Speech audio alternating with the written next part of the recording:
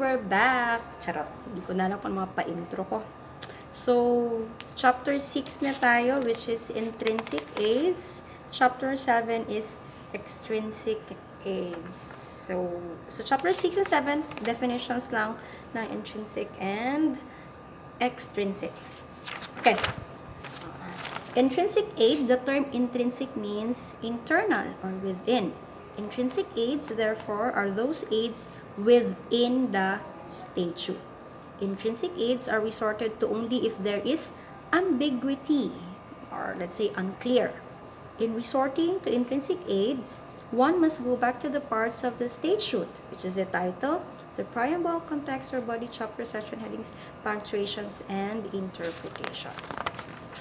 Extrinsic aids. These are existing aids from outside sources, meaning outside of the four corners of the statute.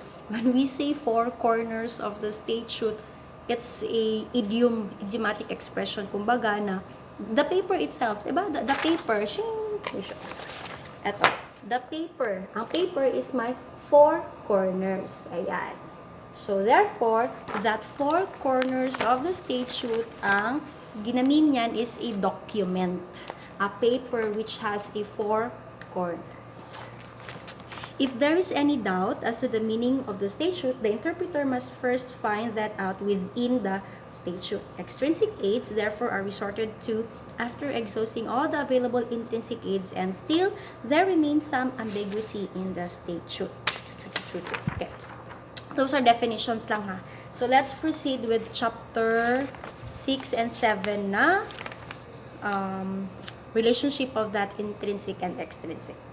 So therefore, intrinsic aids, those are matters within the act or within that statute itself which may help make the meaning clearer. Kasi nga, di ba, may ambiguity, may pagkakalito. So when we say intrinsic aids, those are matters, those are help na nasa loob lang siya ng statute. Intrinsic nga, within. So, pwede na, balik tayo sa parts niya, sa title, sa preamble, sa body, sa, ano pa yun? Chapter, sa effectivity, kung saan pwede makahelp as we understand more about the statute. While ang extrinsic aids naman, those are matters which may help put an act into context, which are outside na siya sa statute. Pero di ba nga, based dito, priority natin na unahin ang intrinsic. If may ambiguity pa rin after all those intrinsic aids, saka na tayo gagamit ng extrinsic aids. Okay.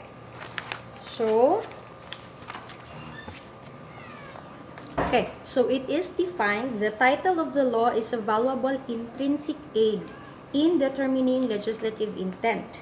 Text of the statute text of the statute as intrinsic aid, preamble as intrinsic aid. Ibig sabihin, those parts of the statutes are a big aid as we go on with statutes, especially if there is ambiguity. So, pwede natin balikan ang title, ang subtitles, or the preamble mismo ng statute. Next is extrinsic aid. So, extrinsic aids are existing aids from outside sources, meaning outside from the four corners of the statute. So, sa naging example about intrinsic and extrinsic aids, andyan actually sa PDF. Example ng intrinsic aids are the title, the preamble, the subtitle, the body, the effectivity, whole part, the whole content, which is within the statute. While extrinsic aids, examples of extrinsic aids are history of the enactment of the statute, opinions and rulings of the official of the government, the contemporaneous construction, actual proceedings, the individual statement by members of Congress, and the author of the law. Other sources of intrinsic aids are reports and recommendations of legislative committees, the public policy, judicial construction, and construction by the bar, pwede rin international conventions, mga regulations, or mga earlier cases with connection with that specific statute.